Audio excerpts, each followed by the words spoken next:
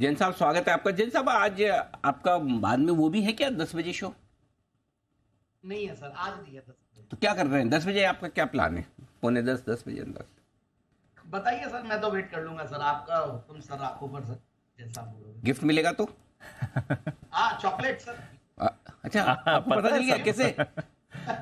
Sir आपको तो सुबह 8 बजे तो शुरुआत ही आपसे ही होती है। अरे क्या बात है। तो जैन साहब भी चॉकलेट के लिए तैयार है? तैयार है, जैन साहब मिलेगा। आपके लिए वो चॉकलेट बॉय वाला डायलॉग भी याद है मुझे। आपने जैसे ही सोचा ना, हाँ। तो सुमित जी को जैसे ही चॉकलेट सुमित जी ने आपको दिया, तो आपने बोला ना चॉकलेट बॉय को चॉकलेट बॉय की तरफ से। अरे वाह। सुना था मैंने। तो उसमें कहीं आपको मिस आउट फीलिंग हुई कि मैं भी तो चॉकलेट बॉय हूँ, ऐसा लगा नहीं आपको? मेरे वो दाढ़ी हटाने से तो चॉकलेट बॉय फीलिंग आ जाएगी, बट अभी दाढ़ी है।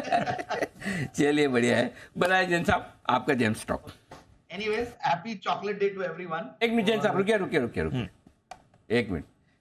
सेंसेक्स आपके आते ही स्वागत कर रहा है आपका, ग्रीन में आ गया 1 पॉइंट ऊपर, और निफ्टी 19,500 आने की तैयारी में। इसलिए आज सुबह दीप जो बात कर रहे हैं, ओपनिंग पे खरीदो। ओपनिंग पे पहली टिक पे ही ले लेना है। और ये पहला सपोर्ट जो है 45,150 का बैंक निफ्टी का, और 19,475, 19,375, 19,425 बिल्कुल एग्जैक्टली आज उसी लेवल से घूमा है। बैंक निफ्टी भी 45,200 के ऊपर आ गया सर। Exactly, बट निफ्टी और सेंसेक्स तो पॉजिटिव आ रहे हैं 100%। बढ़िया स्ट्रेटजी रही सर। तो ये आपके लिए। अब जैन साहब आप बताएं जी।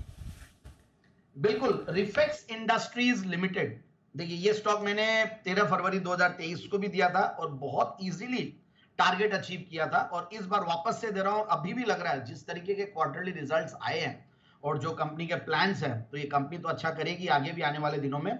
तो 570 का मैं टारगेट दे रहा हूं। 594 के हाईज ये स्टॉक ने बनाया हुआ है, और अभी छोटे छोटे टारगेट्स अभी दे रहे हैं, क्योंकि अनिल जी मार्केट्स ऐसे लेवल्स पे है कि थोड़ा बहुत करेक्शन हर स्टॉक में आ सकता है, ऐसा कुछ भी नहीं है। तो अपने टारगेट्स अचीव हो तो सर्टेनली टारगेट्स को मतलब यूज भी करें और प्रॉफिट्स भी बुक करें, ऐसा कुछ भी नहीं है, क्योंकि आप आजीवन ले सके कोई भी स्टॉक को, फिर नीचे आएंगे तब वापस से मौके मिलेंगे, और रोज ये आइडियाज दे रहे हैं। तो अब देखिए, मैं रिफेक्स इंडस्ट्रीज की बात करूं तो ये देखिए स्पेशलिस्ट मैन्युफैक्चरर है, चेन्नई बेस्ड कंपनी है, और ये मैन्युफैक्चरर और रिफिलर है रेफ्रिजरेंट गैसेस की। और गैसेस अभी आज मैं आपको सुन रहा था ईएएफ के बारे में, एनवायरमेंटली एक्सेप्टेबल फ्यूल, तो ये ईएजी बनाती है, एनवायरमेंटली एक्सेप्टेबल गैसेस, पर्टिकुलरली जो सीएफसीज के, जो क्लोरोफ्लोरोकार्बन्स है, उनके रिप्लेसमेंट्स है, और जो कि फोम ब्लोइंग एजेंट्स और एरोसोल प्रोपेलेंट्स और रेफ्रिजरेंट्स के हिसाब से काम आता है।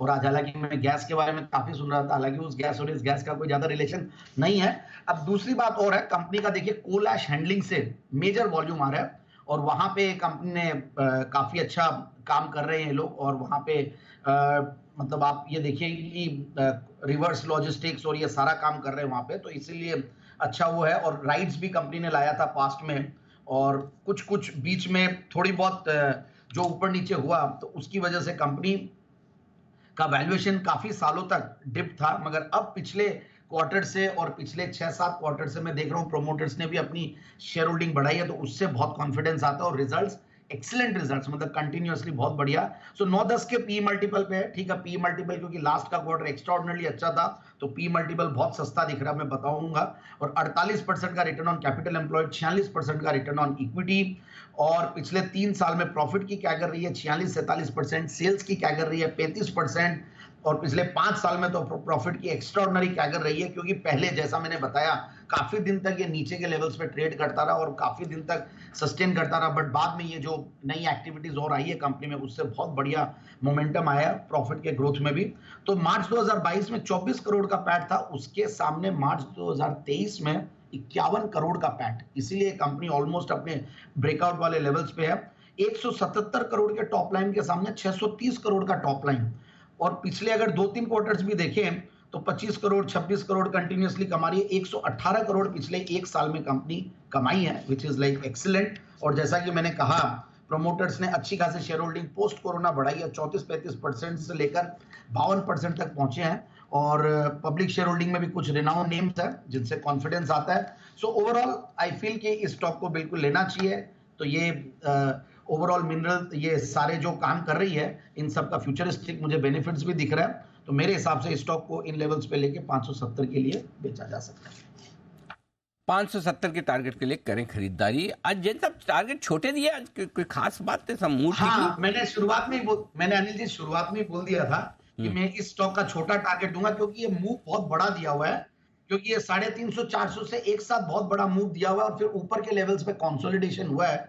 तो मुझे लगता है कि एक बार छोटे छोटे टारगेट्स, क्योंकि मार्केट्स भी काफी ओवरहीटेड लग रहे हैं और मिड कैप स्मॉल कैप में स्मॉल कैप इंडेक्स जरूर से अपने हाइस तक नहीं पहुंचा 12,000 के लेवल्स तक, बट वहां पे भी अब देखिए 11,000 के ऊपर वो भी आ चुका, तो 5-7-10% की रैली है, तो थोड़ा सा वेट करना चाहिए। तो इसीलिए मैं थोड़ा सा कॉशियस, मैं I might sound cautious, but ऐसा नहीं कि मैं मार्केट में बेरिश हूं या बुलिश नहीं हूं।